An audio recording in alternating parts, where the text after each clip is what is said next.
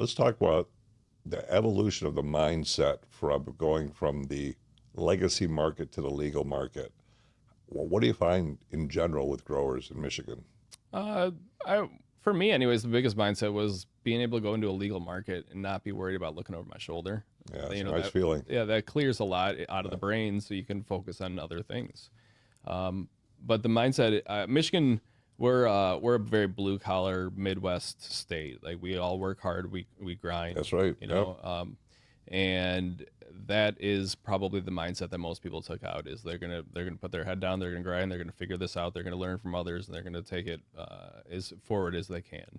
And a lot of the guys that are on my banners are those types of people that went from the basement and made the transition and grinded it out and are able to be successful now. What percentage came from the basement and were able to be successful? It's hard to put a percentage on there, right? Because I don't know exactly how many grows are in the state, like at this point in time, and how many of those were like cultivators that were brought from out west, right, to come run a facility because Yeah. they didn't have anybody in Michigan that were able to. I would say like 70% of the grows, the smaller ones, right, like far less than 1,000 lights. Let's say under 500 lights, Okay. 500 and lower. I would say about 70% of those came from the caregiver market. They were all caregivers at one point that grinded their way through, and now they created a brand, they created a cycle, they created something that is able to thrive. Take it to the nitty gritty. Like I give the analogy, or I was on a podcast once, and we were asked, what do you consider the most important part of the grow?